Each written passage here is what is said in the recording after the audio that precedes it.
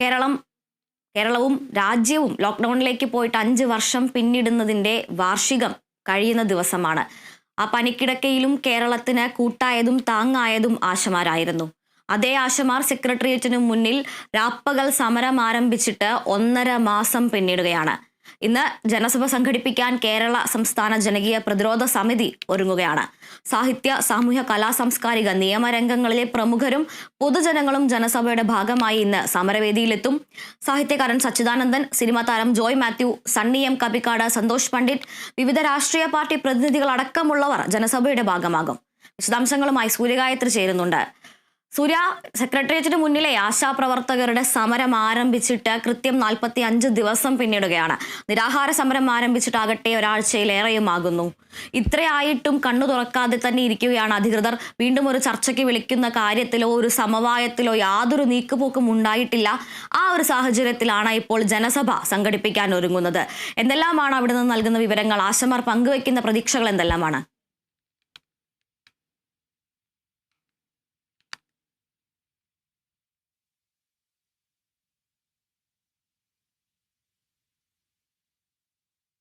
ആരംഭിച്ചിട്ട് എന്നുള്ളതാണ്. അത്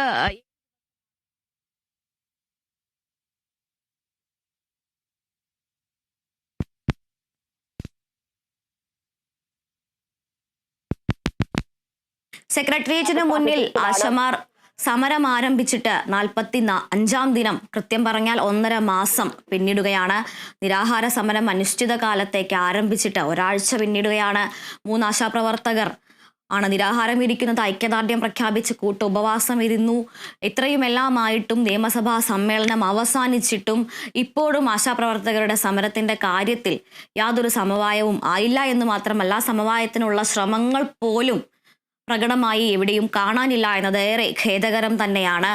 പ്രത്യേകിച്ചും നിരവധി ആവശ്യങ്ങൾ ഉന്നയിച്ചതിൽ നിന്ന് 10 മാനദണ്ഡങ്ങൾ മാത്രം പിൻവലിച്ചുകൊണ്ട് പുതിയ പട്ടിക ഇറക്കിയെങ്കിൽ പോലും ഏറ്റവും അടിസ്ഥാനപരമായി ആശമാർ ആവശ്യപ്പെടുന്ന, അല്ലെങ്കിൽ ഏറ്റവും ഒരു തൊഴിലാളി അല്ലെങ്കിൽ അടിസ്ഥാന തൊഴിലാളി വർഗം എന്ന നിലയിൽ അടിസ്ഥാനപരമായി അവർ ആവശ്യപ്പെടുന്ന 2 കാര്യങ്ങൾ, അല്ലെങ്കിൽ ആ 2 അവകാശങ്ങളിൽ ഒരു സമവായത്തിലെത്താൻ പോലും ഇതുവരെയും സാധിച്ചിട്ടില്ല എന്നത് ഒരു നയതന്ത്ര പരാജയം തന്നെയാണ് എന്ന് പറയേണ്ടിയിരിക്കുന്നു.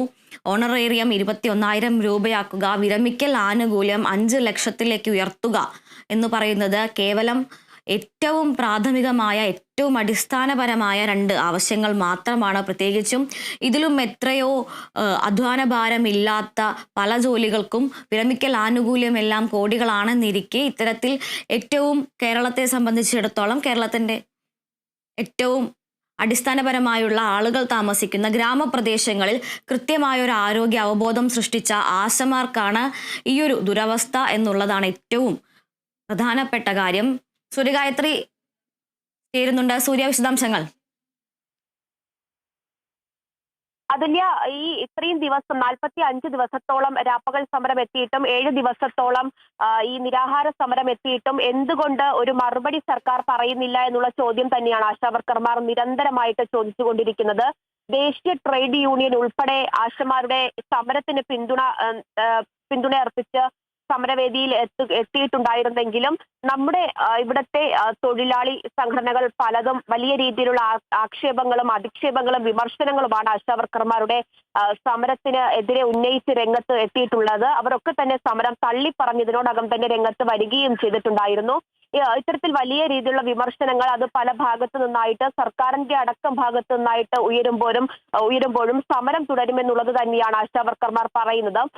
ആദ്യ ദിവസങ്ങളിൽ 3 ആശമാരാണ് നിരാഹാര സമരം തുടങ്ങിയിട്ടുണ്ടായിരുന്നത്. അതിൽ ഒരു ആശാപ്രവർത്തകയ്ക്ക് വലിയ ആശാപ്രവർത്തകയുടെ ആരോഗ്യനില വഷളാവുകയും മറ്റൊരു ആശ ഈ സമരം ഏറ്റെടുത്ത രംഗത്തെത്തുകയും ചെയ്തിട്ടുണ്ടായിരുന്നു. ഇപ്പോൾ കഴിഞ്ഞ ദിവസവും നിരാഹാര സമരം കിടന്നിട്ടുണ്ടായിരുന്ന ഒരാശയുടെ ആരോഗ്യനില ഗുരുതരമാവുകയും അവരെ ആശുപത്രിയിലേക്ക് മാറ്റുകയും ചെയ്തിട്ടുണ്ടായിരുന്നു. പകരം മറ്റൊരു ആശാപ്രവർത്തക ആ സമരം ഏറ്റെടുത്തുകൊണ്ട് സമരവേദിയിലേക്ക് എത്തുകയും ചെയ്തു എന്നുള്ളതാണ് ഏറ്റവും പ്രധാനപ്പെട്ട കാര്യം. അതായത് ഒരാൾ മാറിയാലും ഒരാളുടെ ആരോഗ്യനിലയിൽ വലിയ ഒരു ആരോഗ്യനില വഷളായാലും അടുത്ത ആശാപ്രവർത്തക ആ സമരത്തിന് പിന്തുണ നേടി, അല്ലെങ്കിൽ ആ സമരത്തെ അനുകൂലിച്ചുകൊണ്ട് സമരവേദിയിലേക്ക് ഉടനെ എത്തുന്നു എന്നുള്ളതാണ് ഏറ്റവും പ്രധാനപ്പെട്ട കാര്യം. ഈ നിരാഹാര സമരം തുടങ്ങിയ ഘട്ടത്തിൽ അവരോടൊരു ചോദ്യം നമ്മൾ ചോദിച്ചിട്ടുണ്ടായിരുന്നു. അതായത് നിരാഹാര സമരമൊക്കെ മുമ്പ് കിടന്ന് പരിചയമുണ്ടോ എന്നുള്ളതാണ് അവരോട് ചോദിച്ച ചോദ്യം. പക്ഷെ അവർ അതിന് നൽകിയ ഒരു മറുപടിയുണ്ട്. നിരാഹാര സമരത്തിന് തങ്ങൾ പങ്കെടുത്തിട്ടില്ല, നിരാഹാര സമരം ഇതുവരെ എടുത്ത് ശീലവുമില്ല, പക്ഷേ പട്ടിണി കിടന്ന് ശീലമുണ്ട് എന്നുള്ളതാണ് ആശാവർക്കർമാർ പറഞ്ഞിട്ടുണ്ടായിരുന്നത്. ആ പട്ടിണി കിടന്നുള്ള ശീലത്തിൽ നിന്നുമാണ് അവർ ഇത്രയും വലിയ സമരത്തിലേക്ക്, പ്രത്യക്ഷ സമരത്തിലേക്ക് എത്തിയത് എന്നുള്ളതാണ് ഏറ്റവും പ്രധാനപ്പെട്ട കാര്യം. അതുകൊണ്ട് തന്നെ നിരാഹാര സമരം ഒന്നും അധിക നാൾ നീണ്ടുപോയാലും അത് ആശമാരെ തളർത്തില്ല, അവരുടെ സമരത്തെ തളർത്തില്ല എന്നുള്ളത് തന്നെയാണ് ആശാപ്രവർത്തകർ പറയുന്നത്. അത്തരത്തിൽ നിരാഹാര സമരം കിടന്ന് 2 ആശമാരുടെ ആരോഗ്യനില വഷളായെങ്കിലും ഈ കഴിഞ്ഞ 7 ദിവസമായിട്ട്, ഒരാഴ്ചയോളമായിട്ട് നിരാഹാര സമരം തുടരുന്ന 2 പേർ കൂടി ആ സമരവേദിയിൽ ഉണ്ട് എന്നുള്ളതാണ്. ഒന്ന് ആശാപ്രവർത്തക തങ്കമണി, മറ്റൊന്ന് ഇപ്പോൾ സമരം ചെയ്യുന്ന സ്വതന്ത്ര ആശാവർക്കർമാരുടെ സംഘടനയുടെ സംസ്ഥാന ജനറൽ സെക്രട്ടറി MA ബിന്ദു. ഇവർ 2 പേരും ഒരാഴ്ചയോളമായിട്ട് നിരാഹാര സമരം തുടരുന്നു എന്നുള്ളത് തന്നെയാണ് മറ്റൊരു പ്രധാനപ്പെട്ട കാര്യം. ആരോഗ്യാവസ്ഥയിൽ വലിയ ആശങ്കയുണ്ടെങ്കിലും ഈ നിരാഹാര സമരവുമായിട്ട് മുന്നോട്ട് പോവുകയും അതിനിടയിൽ തന്നെ എല്ലാ ജില്ലകളിലും അതുപോലെ തന്നെ സംസ്ഥാനത്തും സമരവേദിയിലും അടക്കം വലിയ രീതിയിലുള്ള പ്രതിഷേധ പരിപാടികൾ തുടർന്നും സംഘടിപ്പിക്കാനും തന്നെയാണ് അവരുടെ തീരുമാനം. അതിന്റെ ഭാഗമായിട്ടാണ് സംസ്ഥാന പ്രതിരോധ സമിതിയുടെ നേതൃത്വത്തിൽ ഇന്നിപ്പോൾ ജനസഭ സമരവേദിയിൽ ചേരുന്നത് എന്നുള്ളതാണ്. സാമൂഹിക, സാംസ്കാരിക, രാഷ്ട്രീയ, നിയമ രംഗങ്ങളിലെ പ്രമുഖർ ആശമാരുടെ സമരത്തിന് ഐക്യദാർഢ്യം പ്രഖ്യാപിച്ച് ഇന്ന് സമരവേദിയിലേക്ക് എത്തും എന്നുള്ളതാണ് അറിയിച്ചിട്ടുള്ളത്. ഇത്തരത്തിൽ വിവിധ മേഖലകളിൽ നിന്നുള്ള, വിവിധ സംഘടനകളിൽ നിന്നുള്ള, പ്രതിനിധികളിൽ നിന്നുള്ള പിന്തുണ ലഭിക്കുമ്പോഴും അവർ ഉന്നയിക്കുന്ന ആവശ്യങ്ങളിൽ സർക്കാർ ഇപ്പോഴും മൗനം തുടരുന്നു എന്നുള്ളത് തന്നെയാണ് ഈ ആശമാരെ വലിയ രീതിയിൽ വിഷമത്തിലാക്കുന്നത്. ഇനി അവർ ചോദിക്കുന്നത് എന്താണ് എന്നുള്ളത് ഇപ്പോൾ എല്ലാവർക്കും തന്നെ അറിയാമെന്നുള്ളതാണ്. മിനിമം വേതനം എന്ന അടിസ്ഥാന ആവശ്യം സംസ്ഥാനത്തെ ആരോഗ്യ പ്രവർത്തകരായിട്ടുള്ള ആശാപ്രവർത്തകർ ചോദിക്കുമ്പോൾ എന്തുകൊണ്ട് സർക്കാരിന് അതിന് ഒരു മറുപടി നൽകാൻ ഇത്രയും കാലതാമസം എന്നുള്ള ആവശ്യം തന്നെയാണ് അവർ ചോദിക്കുന്നത്. വിളിച്ചു ചേർത്ത ചർച്ചകളിലൊക്കെ തന്നെ ബഡ്ജറ്റ് കാലിയാണ് എന്നുള്ള ഒഴിവ് കഴിവ് പറഞ്ഞ ആശമാരെ പറഞ്ഞു വിടുമ്പോഴും അവർക്ക് മിനിമം വേതനം ഏർപ്പെടുത്തേണ്ടത് തന്നെയാണ്, അത് അങ്ങനെ തന്നെയാണ് ചെയ്യേണ്ടത് എന്നുള്ളത് തന്നെയാണ് ആരോഗ്യ വകുപ്പും CPM സംസ്ഥാന സെക്രട്ടറിയും മുഖ്യമന്ത്രിയും അടക്കം പറയുന്നത്. പക്ഷെ അതിനുള്ള സാമ്പത്തിക സാഹചര്യം ഇല്ല എന്ന് പറഞ്ഞുകൊണ്ടാണ് ആശമാരുടെ ഓണറേറിയം വർധനവിൽ അടക്കം ഒരു അന്തിമ തീരുമാനം സർക്കാർ ഇപ്പോഴും കൈക്കൊള്ളാത്തത് എന്നുള്ളതാണ് അവർ നിരത്തുന്ന ന്യായീകരണം എന്ന് പറയുന്നത്. അതേസമയം തന്നെ മുഖ്യമന്ത്രി അടക്കം പറഞ്ഞിട്ടുണ്ടായിരുന്നത് നമുക്ക് ഓർമ്മയുണ്ട്. കേന്ദ്രത്തിന്റെ ഭാഗത്ത് നിന്ന് ആശമാരുടെ കാര്യത്തിൽ ഒരു അനുകൂല നിലപാട് വരട്ടെ, അതിനുശേഷം സംസ്ഥാന സർക്കാർ എന്ത് നിലപാട് സ്വീകരിക്കണമെന്ന് തീരുമാനിക്കാം എന്നുള്ളതാണ് പറയുന്നത്. ഇപ്പോഴും സംസ്ഥാന കേന്ദ്ര സർക്കാരുകൾ ആശമാരുടെ പേരിൽ പരസ്പരം പഴിചാരി മാറി നിൽക്കുമ്പോഴും ആവശ്യങ്ങൾ ഉന്നയിച്ചുകൊണ്ടേയിരിക്കുന്നു ആശമാർ എന്നുള്ളതാണ്. നിലവിൽ ഉന്നയിക്കുന്ന അടിസ്ഥാന ആവശ്യങ്ങളിൽ കൂടി സർക്കാരിന്റെ ഭാഗത്ത് നിന്ന് മറുപടി ലഭിക്കേണ്ടതായിട്ടുണ്ട്. അത്തരത്തിൽ മറുപടി ലഭിക്കാതെ പിന്നോട്ടില്ല എന്നുള്ളത് ആശമാർ തീരുമാനിച്ചു കഴിഞ്ഞിട്ടുണ്ട് എന്നുള്ളതാണ്. ഇനി എത്തരത്തിലാകും ആശമാരുടെ സമരം മുന്നോട്ട് പോകുക, എത്തരത്തിലാണ് ഈ സമരം പരിഹരിക്കപ്പെടുക എന്നുള്ള ചോദ്യം കൂടിയാണ് ബാക്കി നിൽക്കുന്നത്. യാതൊരുവിധ പിന്നോട്ട് പോക്കിലും മായിട്ടും ആശമാർ നിലകൊള്ളുന്നില്ല എന്നുള്ളതാണ്. സർക്കാർ ആണെങ്കിൽ ആശമാരുടെ കാര്യത്തിൽ ഇനി ഒരു ചർച്ച ഉണ്ടാകുമെന്ന കാര്യത്തിൽ പോലും വ്യക്തതയില്ലാതെ നിൽക്കുന്ന സാഹചര്യമാണ്. അപ്പോൾ ഇനി എത്തരത്തിലാണ് ഇവരുടെ പ്രശ്നങ്ങൾ പരിഹരിക്കപ്പെടുന്നത്, ആശമാരുടെ സമരം എങ്ങനെ പരിഹരിക്കപ്പെടും എന്നുള്ളതാണ് ഇപ്പോൾ ഉറ്റുനോക്കുന്നത് എന്നുള്ളതാണ്. എന്തായാലും നിരാഹാര സമരവും രാപ്പകൽ സമരവും തുടരുന്നതോടൊപ്പം തന്നെ ഇത്തരത്തിൽ ജനസഭ പോലെയുള്ള വലിയ സംഗമ പ്രതിഷേധ പരിപാടികൾ ആശമാരുടെ ഭാഗത്ത് നിന്ന് ഇനിയും ഉണ്ടാകുമെന്ന കാര്യത്തിൽ സംശയമില്ല. അപ്പോഴും ഒരു ഭാഗത്ത് നിന്ന് അധിക്ഷേപങ്ങളും വിമർശനങ്ങളും അത് ആശമാർക്കെതിരെ തുടരുകയും ചെയ്യുകയാണ്. സൂചിപ്പിച്ചതുപോലെ തന്നെ ഇനി എങ്ങനെയാണ് ഈ സമരം പരിഹരിക്കപ്പെടുക എന്നത് തന്നെയാണ് ഏറ്റവും പ്രാധാന്യമുള്ള ഒരു ചോദ്യം എന്ന് പറയുന്നത്. ഇനി വരും ദിവസങ്ങളിൽ നമുക്കറിയാം വേനൽ ചൂടിലേക്ക് കടക്കുകയാണ്. വരും ദിവസങ്ങളിൽ ഉയർന്ന താപനില ആയിരിക്കുമെന്നൊരു മുന്നറിയിപ്പ് ലഭിച്ചിട്ടുണ്ട്. ഈ ഒരു സാഹചര്യത്തിലാണ് 3 ആശമാർ അവിടെ നിരാഹാരം ഇരിക്കുന്നത്. അവരുടെ ആരോഗ്യനില എന്ന് പറയുന്നത് സർക്കാരിൻ്റെ കൂടി ഉത്തരവാദിത്തമല്ലേ എന്നുള്ളതാണ്. തീർച്ചയായിട്ടും, അതായത് നമ്മുടെ ആരോഗ്യ പ്രവർത്തകരാണ് ഇത്തരത്തിൽ ചൂട് കൂടുമ്പോഴും മഴക്കാലം വരുമ്പോഴും ഒക്കെ പൊതുജനങ്ങൾക്ക് മുന്നറിയിപ്പുകൾ നൽകി, ജാഗ്രതാ നിർദ്ദേശങ്ങൾ നൽകി, അവരുടെ വീടുകൾ തോറും കയറി ഇറങ്ങുന്ന ഒരു കൂട്ടം തൊഴിലാളികൾ കൂടിയാണ് ആശാപ്രവർത്തകർ എന്നുള്ളതാണ്.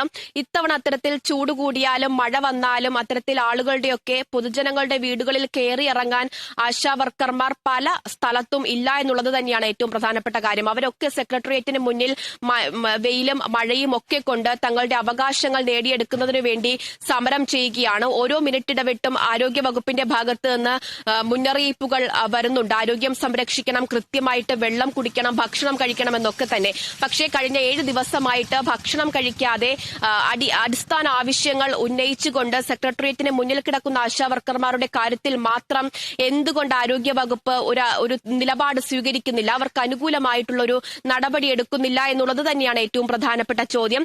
വരും ദിവസങ്ങളിലും എത്ര കാലാവസ്ഥ പ്രതികൂലമായാലും സമരവുമായിട്ട് മുന്നോട്ട് തന്നെ എന്നുള്ളത് തന്നെയാണ് അവർ പറയുന്നത്. ഇതിനോടകം തന്നെ വലിയ ചൂടും വെയിലും മഴയും ഒക്കെ വന്നു പോയി കഴിഞ്ഞു.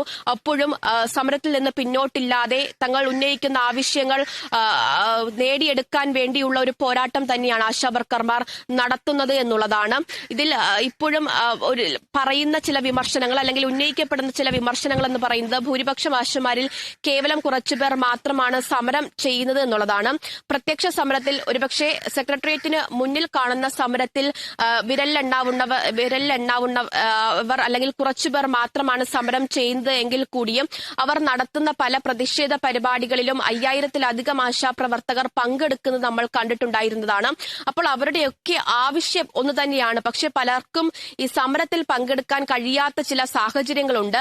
പല ഭാഗത്തു നിന്നും പലർക്കും ഭീഷണികൾ ഇതിനോടകം തന്നെ ലഭിക്കുന്നുണ്ട്. സെക്രട്ടേറിയറ്റിന് മുന്നിലെ സമരത്തിൽ ഐക്യദാർഢ്യപ്പെടരുത്, അവരുടെ സമരത്തിൽ പങ്കെടുക്കരുത് എന്നുള്ള ഭീഷണി സ്വരങ്ങൾ മറികടന്നാണ് പലരും ഈ സമരത്തിൽ പങ്കെടുക്കുന്നത്. പ്രത്യക്ഷമായിട്ടുള്ള രാപ്പകൽ സമരത്തിനും നിരാഹാര സമരത്തിനും ഒക്കെ പങ്കെടുക്കാൻ എത്തുന്നത് എന്നുള്ളതാണ്. പക്ഷേ ഇതുപോലെ ജനസഭ പോലെ, സെക്രട്ടേറിയറ്റ് ഉപരോധം പോലെ, നിയമസഭാ മാർച്ച് പോലെ, വനിതാ സംഗമം പോലെയുള്ള പ്രതിഷേധ പരിപാടികൾ സംഘടിപ്പിക്കുമ്പോൾ സംസ്ഥാനത്തിന്റെ വിവിധ ജില്ലകളിൽ നിന്ന് ആശമാർ തലസ്ഥാനത്തേക്ക് സെക്രട്ടേറിയറ്റ് നടയിലേക്ക് പ്രതിഷേധ പരിപാടിയിൽ പങ്കെടുക്കാനായിട്ട് ഒഴുകിയെത്തുന്ന കാഴ്ചയും വിസ്മരിച്ചുകൂടാ എന്നുള്ളത് തന്നെയാണ് ഏറ്റവും പ്രധാനപ്പെട്ട കാര്യം. കാരണം നിലവിൽ അവർ ഉന്നയിക്കുന്ന ആവശ്യങ്ങൾ എന്ന് പറയുന്നത് അത് ആർക്കും കണ്ണടച്ചു നോക്കിയാൽ തന്നെയും അത് വേണ്ടതാണ് അല്ലെങ്കിൽ അവർക്കത് നൽകേണ്ടതാണ് എന്നുള്ളതാണ് എന്നുള്ളതാണ് അവർ പറയുന്നത്. പ്രത്യേകിച്ച് ഓണറേറിയം വർധനവിൽ ഉൾപ്പെടെ ഒരു തീരുമാനം എടുക്കേണ്ടതായിട്ടുണ്ട്, അല്ലെങ്കിൽ ഓണറേറിയം വർദ്ധിപ്പിച്ച് നൽകേണ്ടതായിട്ട് തന്നെയാണ് എന്നുള്ളത് അത് സംസ്ഥാന സർക്കാരും സമ്മതിക്കുകയാണ്, ആരോഗ്യവകുപ്പ് മന്ത്രിയും സമ്മതിച്ചു കൊടുക്കുകയാണ്. അതിനുള്ള ഒരു സാമ്പത്തികമായിട്ടുള്ള സാഹചര്യം അല്ല എന്ന് പറഞ്ഞുകൊണ്ടാണ് അവരുടെ ആ വിഷയം തള്ളപ്പെടുന്നത് എന്നുള്ളതാണ്. പക്ഷേ ആശമാർ പറയുന്ന ഒരു കാര്യമുണ്ട്, സംസ്ഥാനത്തിന്റെ സാമ്പത്തിക സാഹചര്യം നോക്കി ഇനിയും തങ്ങൾക്ക് നിൽക്കാൻ കഴിയില്ല എന്നുള്ളതാണ്. അതായത് വർഷങ്ങളായിട്ട് 40-ലധികം വർഷങ്ങളായിട്ട് ആശാപ്രവർത്തക എന്ന ജോലി ചെയ്യുന്ന ആൾക്കാരുണ്ട് ഈ സമരത്തിനെ പിന്തുണച്ച്. അപ്പോൾ അവർ പറയുന്നത് ഇത്രയും വർഷത്തിനിടയിലും ഇപ്പോൾ അവരുടെ കയ്യിൽ എന്തെടുക്കാനുണ്ട് എന്ന് ചോദിച്ചാൽ ഒന്നുമില്ല എന്നുള്ള മറുപടി തന്നെയാണ് അവർ പറയുന്നത്. പലപ്പോഴും പട്ടിണിയാണ് എന്നവർ പറയുന്നു. വിശ്രമമില്ലാതെ എല്ലാ ദിവസവും ജോലി ചെയ്തിട്ടും ആ ജോലിക്ക് അനുസൃതമായിട്ടുള്ള കൂലി തങ്ങൾക്ക് ലഭിക്കുന്നില്ല എന്ന് പറയുന്നു. ആവശ്യങ്ങളൊക്കെ കഴിഞ്ഞു കഴിഞ്ഞാൽ കയ്യിൽ ഒന്നുമില്ല എന്നുള്ള സങ്കടമാണ് ആശാവർക്കർമാർ പറയുന്നത്. ആ സങ്കടത്തിന് ഒരു പരിഹാരം കണ്ടെത്തേണ്ട ഉത്തരവാദിത്തമാണ് ആരോഗ്യ വകുപ്പിനുള്ളത്, സർക്കാരിനുള്ളത്. ആ ഉത്തരവാദിത്തത്തിൽ നിന്ന് ഒഴിഞ്ഞു മാറി നിൽക്കാൻ സർക്കാർ വൃത്തങ്ങൾക്ക് കഴിയില്ല എന്നുള്ളത് തന്നെയാണ് അവർ വ്യക്തമാക്കുന്നത്. ഇത്രയും കാലതാമസം ഇതിനോടകം തന്നെ സർക്കാർ വരുത്തി കഴിഞ്ഞു എന്നുള്ളതാണ്. 45 ദിവസത്തോളം രാപ്പകൽ സമരം എത്തി നിൽക്കുന്നു. നിരാഹാര സമരം തുടങ്ങിയിട്ടും സർക്കാർ തുടരുന്നത് മൗനം തന്നെയാണ് എന്നുള്ളതാണ്. ഇനി എത്തരത്തിലാകും ഈ സമരം അവസാനിക്കുക എന്നുള്ള ചോദ്യമാണ് ഇപ്പോഴും ഉത്തരം കിട്ടാതെ ബാക്കി നിൽക്കുന്നത്. ആരോഗ്യവകുപ്പ് ഇനി ഒരു ചർച്ചയ്ക്ക് ആശമാരെ വിളിക്കുമോ എന്ന കാര്യത്തിൽ ഇതുവരെയും ഒരു സ്ഥിരീകരണം നടത്തിയിട്ടില്ല എന്നുള്ളതാണ്. കേന്ദ്രമന്ത്രിയെ കാണാൻ പോകുന്നു എന്ന കാര്യത്തിലും വീണ ജോർജ് മന്ത്രിയുടെ ഭാഗത്ത് വലിയ വീഴ്ച സംഭവിക്കുന്നത് നമ്മൾ കണ്ടിട്ടുണ്ടായിരുന്നതാണ്. ഇനി അത്തരത്തിലുള്ള ചർച്ചകൾ ഉണ്ടാകുമോ, ആശമാരുമായിട്ടുള്ള ചർച്ചയുണ്ടാകുമോ, എത്തരത്തിലാണ് ഈ പ്രശ്നങ്ങൾ പരിഹരിക്കപ്പെടുന്നത്, കേന്ദ്രത്തിന്റെ ഭാഗത്തുനിന്നൊരു അനുകൂല തീരുമാനം, ഇൻസെന്റീവ് ഉൾപ്പെടെയുള്ള വർധനവിൽ അതൊരു ഉത്തരവായിട്ട് പുറപ്പെടുവിക്കുമോ എന്നുള്ള കാര്യമൊക്കെയാണ് നമുക്ക് ഇനിയും അറിയേണ്ടത്. എന്തായാലും പല ഭാഗത്തു നിന്നായിട്ട് ആശമാരുടെ സമരത്തിന് പിന്തുണ ലഭിക്കുമ്പോഴും സർക്കാരിന്റെ ഭാഗത്ത് നിന്ന് അനുകൂലമായിട്ടുള്ള ഒരു നിലപാട് സ്വീകരിക്കാത്തത് എന്നുള്ളത് തന്നെയാണ് ആശമാരെ എപ്പോഴും ആശങ്കയിലാക്കുന്നത്.